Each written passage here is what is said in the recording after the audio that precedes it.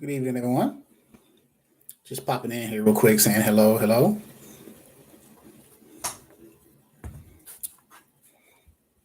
Do a few Q&A on the broker side. We got broker training tomorrow, Tuesday. Today is Monday, the 22nd um, of May, 2023.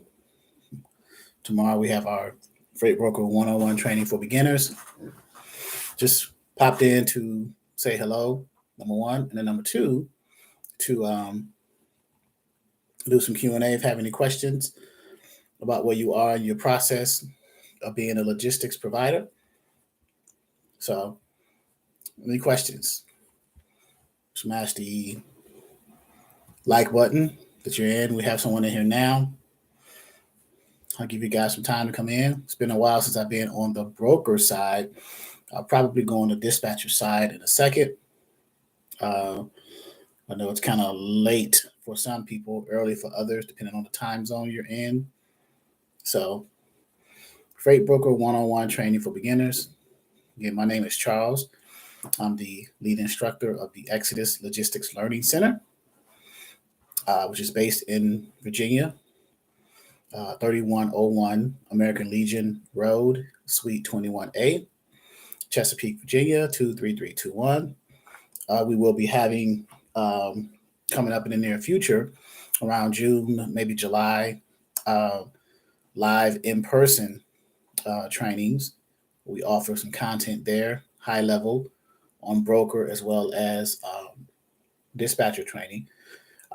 Tonight is a broker review, Q&A if you wish to have Q&A right now, about what is a broker, logistics provider, someone who arranges for the transportation of the freight, what's required of that, what do you need to become a broker? Well, the first thing you need is to have your company created. Logistics or freight brokerage, depends on the name, how you're going to scale that in the future. LLC, EIN, things of that nature, company name, logistics, or freight brokerage in the name. Next, you would need to apply for a what's called a broker license or a broker authority. And you go to the FMCSA website, www.fmcsa.dot.gov, and you register, fill out the OP-1 form to become that's the application to become a broker, application for a motor carrier and broker authority. Okay, that is a one-time, non-refundable $300 fee. After you apply for that, you'll receive a grant letter. Your grant letter will have your MC and DOT number on it, but it won't be active until you meet other requirements, such as getting a bond. All brokers need a broker bond, shows financial responsibility. If you, in the case of you behave unethically or if you breach any contracts between your customers. Freight brokers have two customers. They have the customers of the shippers and the motor carriers who they are selling the freight to, brokering the freight to, or arranging the transportation of freight with. So you need a bond in the amount of $75,000. That bond amount, the premium on that, because it's a one-time annual payment to have that $75,000 bond, the premium on that depends on your credit as an individual. The better your credit score, the lower your one-time annual premium rate for that. So I've seen as low as $750 to about $2,200, $2,500 to have a annual $75,000 bond coverage. After that, you're going to need a UCR, a BOC3. A UCR is a unified carrier registration. Brokers have that too because some brokers may be asset based, others may be non-asset. You may not have assets like trucks and trailers. So that is the UCR, Unified Carrier Registration.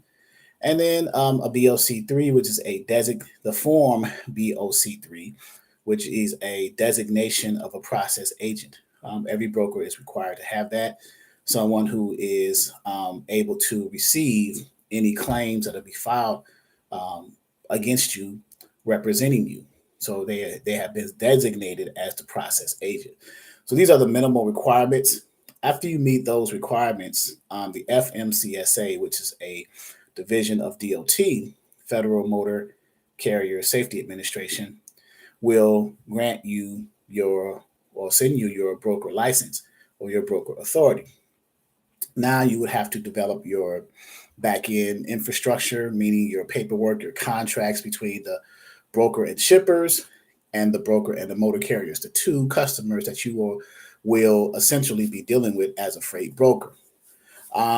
So you would need to create a broker shipper packet and a broker carrier packet, and what's included in those things, right? The minimal documents that are included in those things, and we cover those in our trainings very detailed and thoroughly. The purpose of this training is to get you acclimated and familiar with the process, very basic, on the very basic level. Hey, LaDonna, how are you? Long day for both of us. So, how do you become a broker agent? So, to be a broker agent, you would need to get a broker who is willing for you to become uh, um, either an employee, a W 2 employee, or a 1099 independent contractor under their company. Because as a broker agent, you are working under the authority or the license, the broker license of that brokerage. So whatever requirements they have and you agree to by signing the broker agent contract, then you were bound by that. So most people who become broker agents usually have may have some experience in customer service or in sales, because most broker agents starting out will be doing like a lot of calls to the customers, to shippers, to get those accounts or get those shippers. It is not until later that a broker will allow the agent to manage the account. And what do I mean by manage the account? Well, not necessarily the financial part of managing the account, but managing the account by when they get the loads from the shippers, or the tenders, as they're called, they will allow them to take the tenders and manipulate them in the what's called a transportation management software, or a TMS system, to build a specific load for a specific carrier or trucking company, right? And to create what's called a rate confirmation to move a particular shipment or a particular load for that customer that they've gotten freight from.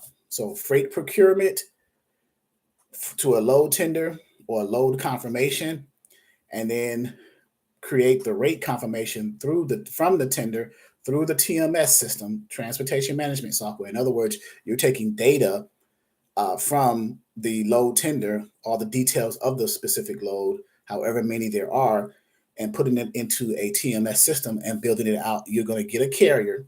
You're going to acquire truck drivers and say, hey, we have loads from this customer, and you'll let the customer know that you have a carrier so that they can send the tenders over. You accept those tenders or reject those tenders. And then you move the tenders through the TMS system, produce the rate confirmations at whatever rate that has been discussed or negotiated or posted on the load boards, and then you onboard the the carriers. You can either onboard the carriers prior to giving them a load. Most carriers will want to onboard after they see that brokers have loads, not only loads or freight, but good paying freight, decent rates in lanes that they want to run in.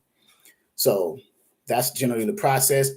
Brokers and broker agents have a contract, and it's detailed. Some brokers have very detailed contracts as to the role of what an agent does based off of the level of experience that they have, the agent starting out or coming in.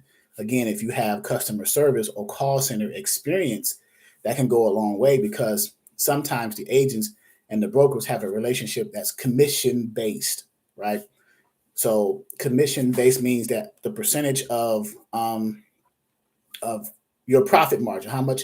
So in other words, if the if you bring a customer in as an agent to the brokerage, and the broker handles the tendering of the freight, but you guys agreed to a 50-50 split of the profit, or a 60-40 split based off of the agent's experience, then that's what you will make. In other words, so let's say the tender for a shipper in that brokerage that you have become an agent for is a $5,000 load tender, right? And your profit, the brokerage's profit margin is 20% of that. They take 20% for each tendered load. So 20% of 5,000, that's what, $1,000, right? And that means your profit margin would be $1,000 for the brokerage. Since you, the agent, brought that customer and that account to the brokerage, you guys have agreed in the broker agent agreement that it is a 50-50 split. So the broker will get 500, the agent will get 500. If it was a 60-40 split, the agent will get 600, the broker will get 400. The larger number goes to the agent. Okay, in that. So if it was 70-30 in that $1,000 profit, 700 goes to the agent, 300 goes to the brokerage, so on and so forth. You get the picture there. That's how that works on a high level. There are a lot of intermovable parts in that broker agent relationship. How well do they trust the agent to work with the financials? In most cases, most brokers don't open up the financials to the agent. They'll have them have a certain level of responsibility up to a certain point, in not dealing with the monies. But they can tender the loads, they can get the accounts in, they can manage them through the TMS system. But when it's time to do the financials and the invoicing back to the shippers for the brokerage, the broker may step in and handle that. Okay, so hopefully, Felicia M., that was some good information for you. But you become a broker agent by reaching out to a broker and seeing, first of all, if they are willing to bring on agents. A lot of new brokers probably are willing to bring on new agents because they're new brokerages and they need individuals making those calls to those customers, either calls or emails or whatever strategies and techniques that are used to bring on the customers. So, all right, very good. Any other questions? Yeah, I was just in here showing my face. It's been a while since I've been in here on the broker side. I'm probably going to go on the dispatcher side in a second. I know the dispatcher side is gonna just blow up. So, but yeah, we're going over some terms and building out a glossary for the dispatcher side. We're probably going to do it also for the broker side too. So we have different terms that we're working on: accessorial pay, accessorial fees, assignments. What are these general? And these are basic terms, like a bill of lading, right? So on the broker side, a bill of lading, lading means that's the cargo, that's the freight.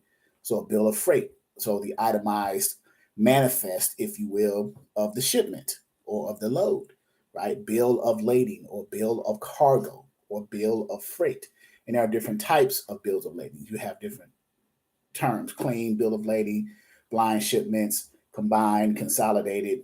So as a broker, it will be it'll be to your advantage to learn some of these basic terms, because some shippers may give you different types of bills of lading when you send drivers to their shipping facilities to pick the freight up, right? You may have a blind shipment, which means the consignee and the consignor may not know each other, right? So Felicia said, would it be beneficial to take your training before contacting a broker firm to be a broker agent with? That is entirely up to you. Felicia, that'd be difficult for me to answer that question. As an instructor, I always welcome new students. But you can contact a brokerage to work as an agent for them before or after you consider taking our training. That is your choice, right? That's ultimately your choice. I can't really tell you which way to go with that, but you can get some questions answered through our trainings, that can kind of push you in the direction of how you will approach the different brokerages. And if you are in our training, some of the questions or some of the skills and the terms and understandings of what a broker is, how brokerages work, will be beneficial for you when you do decide to approach a freight brokerage asking to become an agent, or if they even entertain um, agents, right? Do they need help with agents? And then what are the terms? What's their profit? What's the commission split? Things of that nature. So you'll be able to educate yourself and educate the broker. In some cases, you may be able to educate the broker. So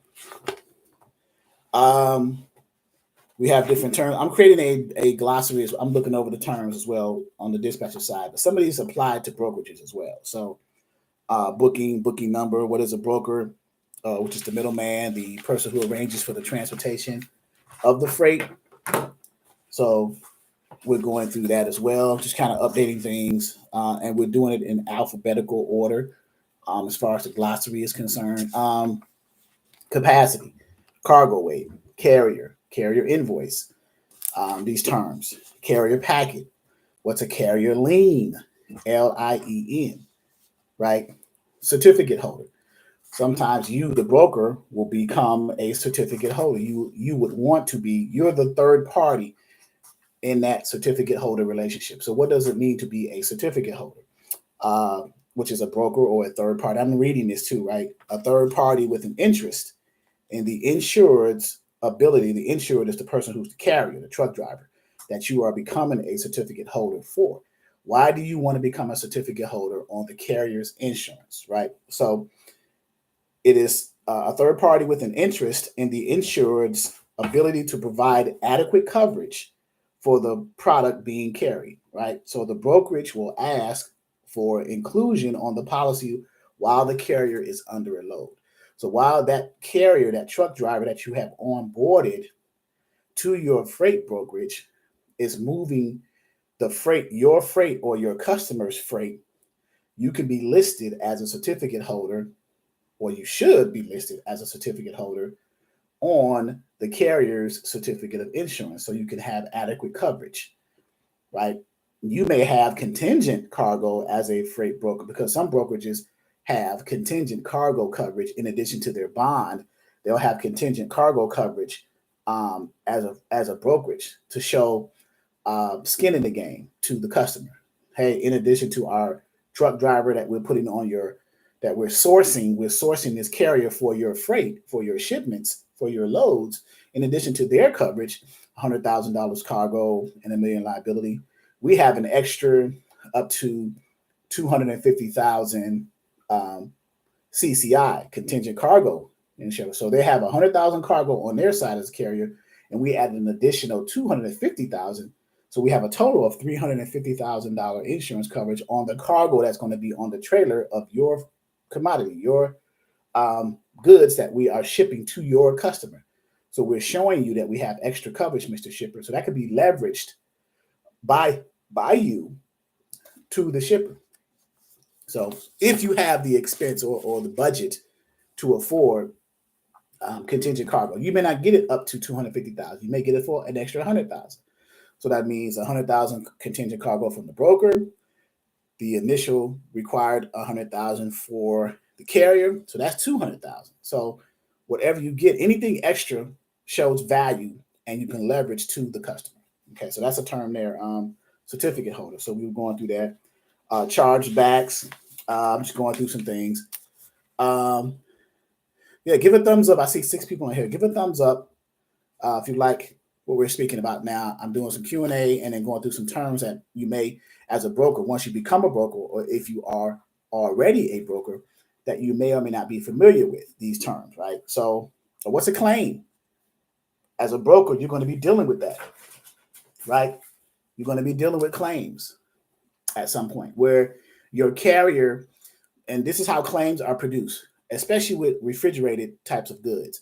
If your carrier that you have onboarded and approved for your brokerage, not an asset, but a onboarded network carrier that you've approved into your brokerage, has picked up your customers' shippers' freight, let's say some refrigerated freight, which stands has a greater risk of producing claims, right?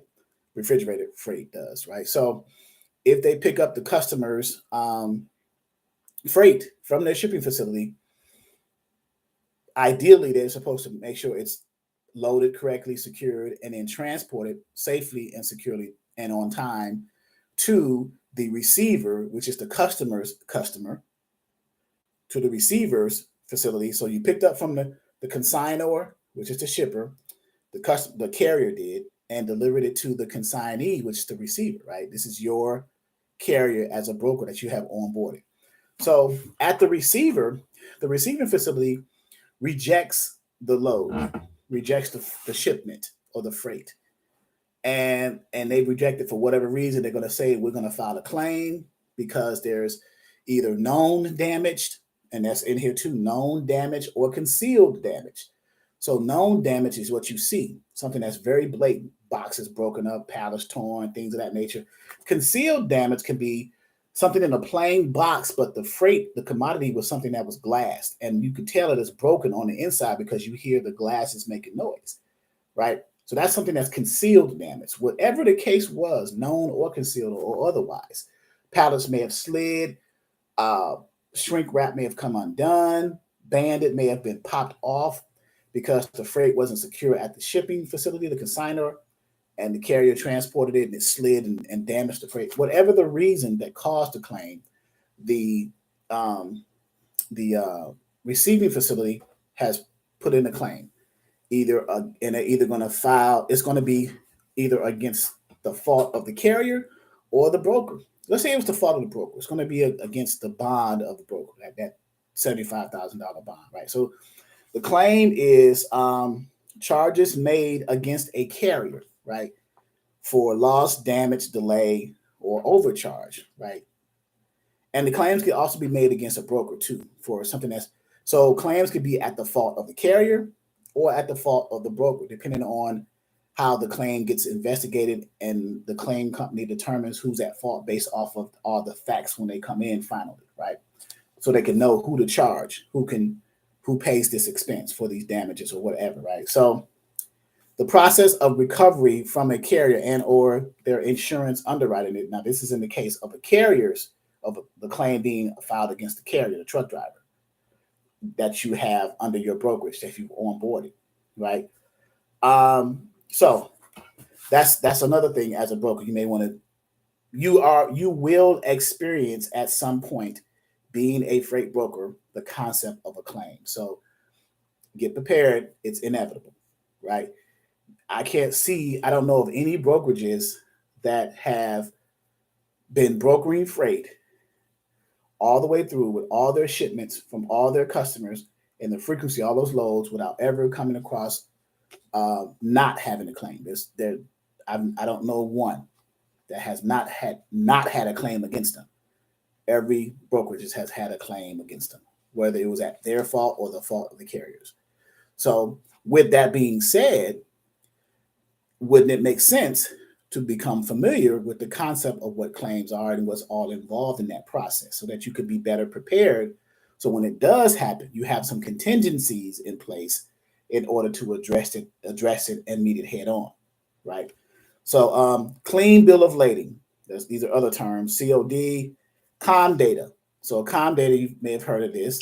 COMDATA, COMDATA.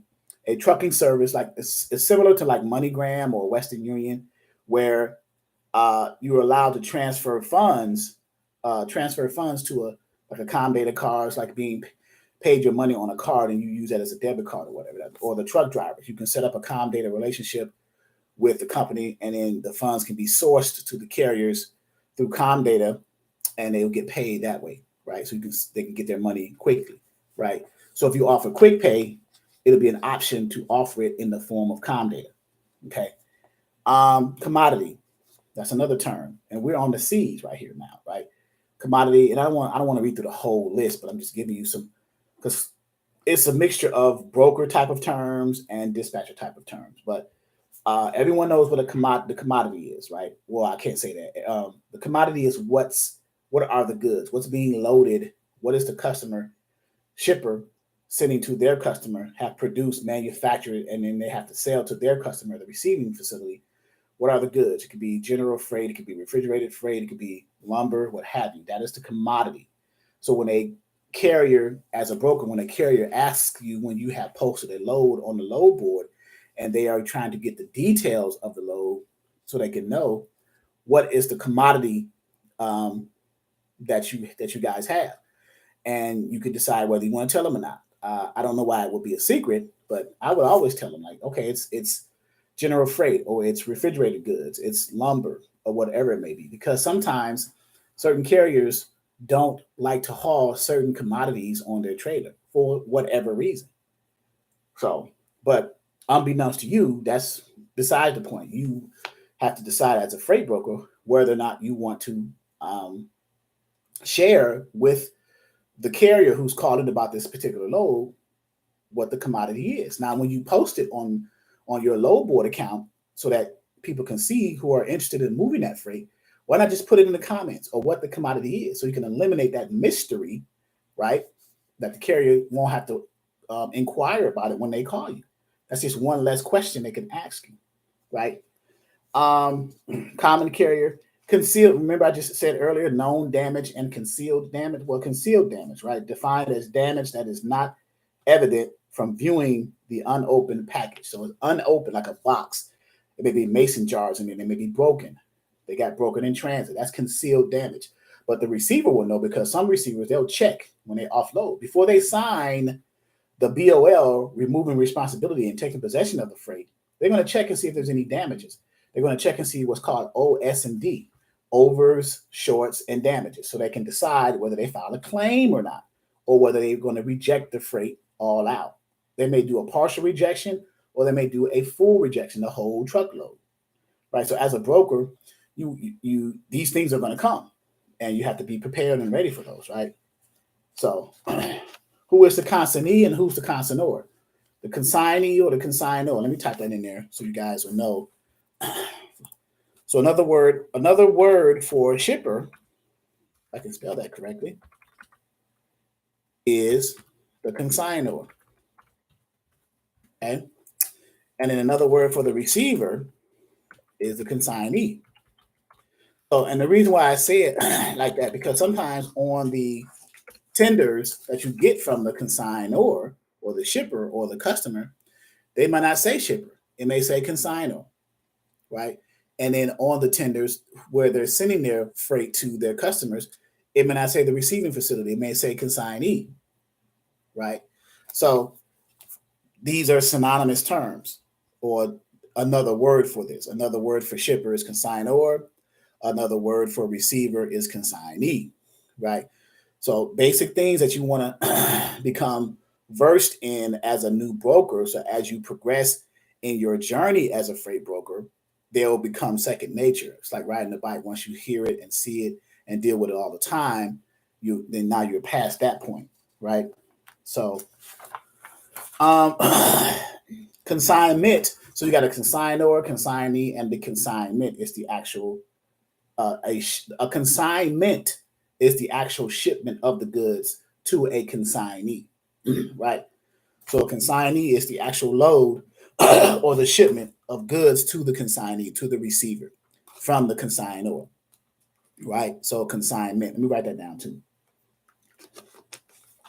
Just basic stuff for you guys, right? So some things you may know,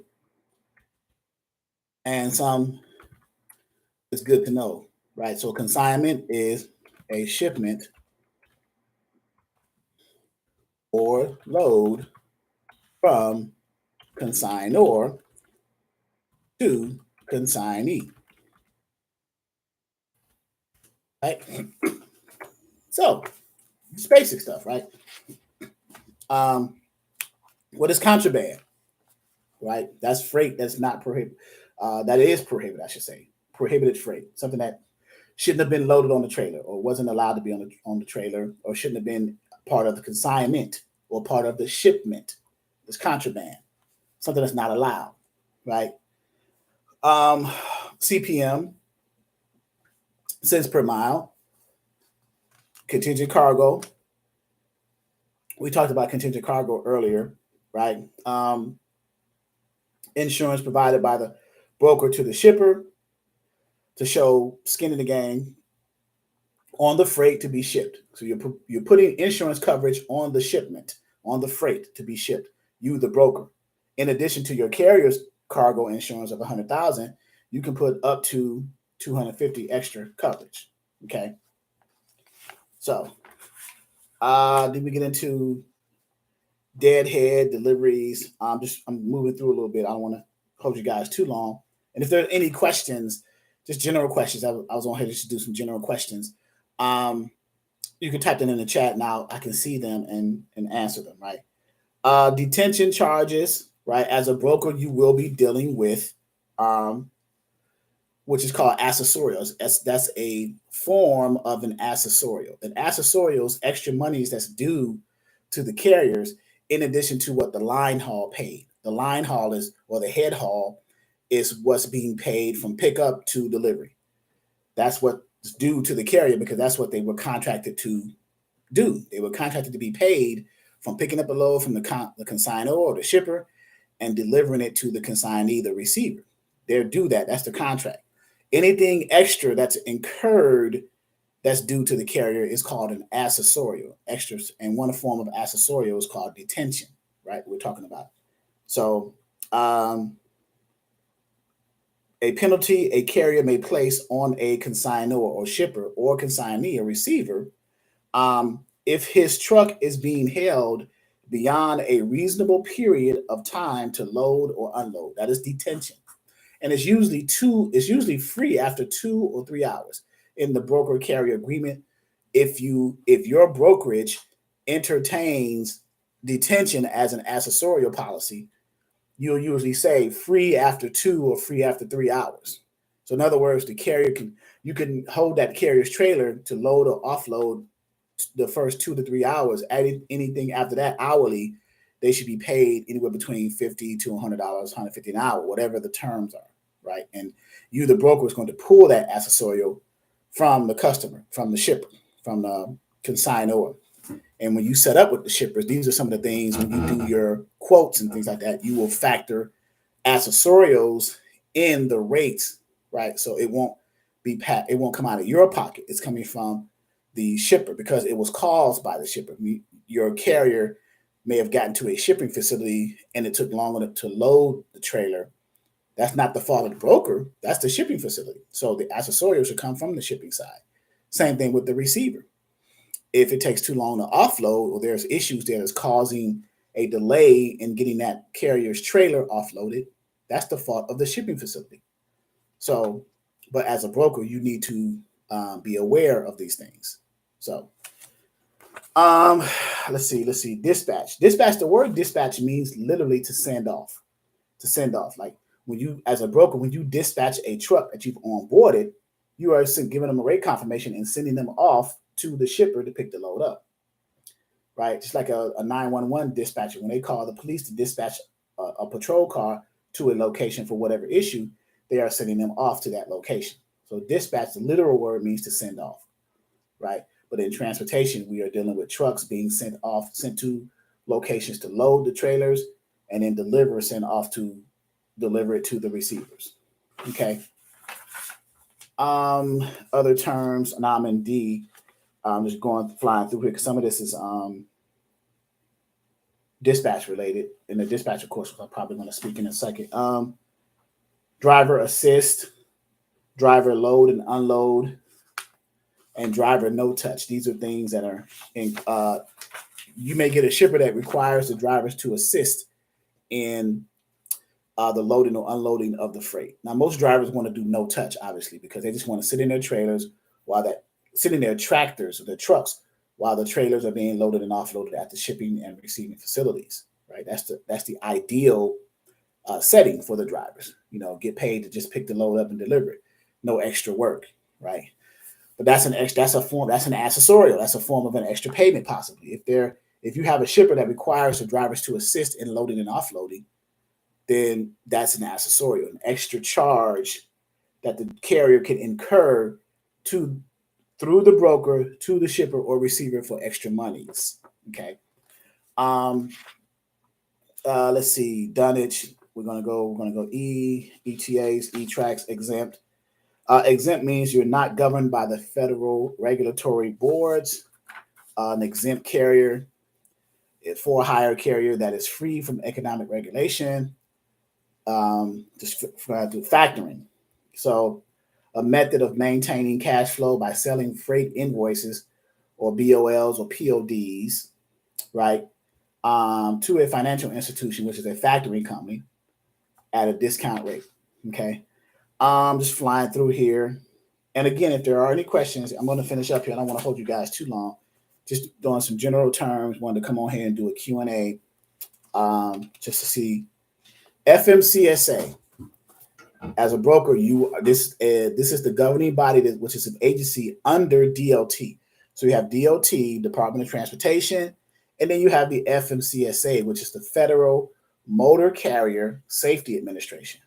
So an agency in the United States Department of Transportation that regulates the trucking industry, okay, in the United States. The primary mission of the FMCSA is to reduce crashes, injuries, and fatalities involving large trucks, large equipment types, okay? That's the primary mission of the FMCSA, safety. That's why they come out with these different regulations, different requirements, the concept of CSA scores and compliance, safety, and accountability, because their primary mission is safety. Now, where do the brokers play a role in this process? Well, since you are getting your license through the FMCSA, you are rolled into that concept of safety as well, because as a broker, you want to ensure that whoever or whichever carrier that you have onboarded to your freight brokerage goes to the shipper facility on time pickups, right? And on time deliveries, OTPs and OTDs, on time pickups, on time deliveries. On OTP, on time pickups are at the shipping facilities. OTDs, on time deliveries, are at the receiving facilities. You want to make sure the carriers are there on time. They get the freight loaded. It's secured before they leave the loading dock of the facilities. It's transported safely, and it's delivered on time to the receiving facilities so that it's offloaded and everything is smooth, right? So you have a role just as much in the concept of safety as a freight broker in the transportation industry, just as much as the motor carrier does, who's transporting the freight, as well as the shipper who is selling the freight, right? So, what else? What else? For hire, freight bills, freight folders, fuel surcharge. Let's see. Moving along, head haul, auto hours of service. That's a concept where the drivers can only drive a certain amount of time during a 24-hour period. They operate their trucks. They're on duty 14 hours, 11 of which they can drive straight within that 14-hour window. The other 10 that makes up the 24 is doing reset, to recycle hours for that day, right? IFTA insurance certificate. So just moving along here, right? I don't want to be too long again, keep you guys. So I'll kind of slow down right here and open up for a few questions before we decide to get off. Layover pay, lean, line haul, live load. So are there any questions lumper, logistics? So are there any questions here before we get off? So make sure that all is well. Any questions? These are basic terms that you guys would want to become familiar with starting out with your brokerages in order to it's best to build your foundation as new brokerages from the very onset by getting the basic concepts down of what your role is as a logistics provider, someone who arranges for the transportation and movement of freight. If you do it right the first time and all the time, you should be fine. Even if you make mistakes, you may have made them ignorantly, but you will be better prepared to deal with that mistake, the unintentional mistake, because now you have equipped yourself with the knowledge that you need as a freight broker. And then once you make the mistake, unbeknownst to you or unintentional, you learn from the mistake and then you move on to bigger and better things in your journey as a freight broker. So, are there any questions?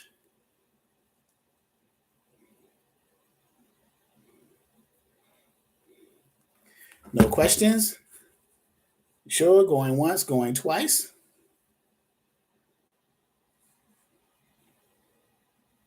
All right. All right. Very good. Very good.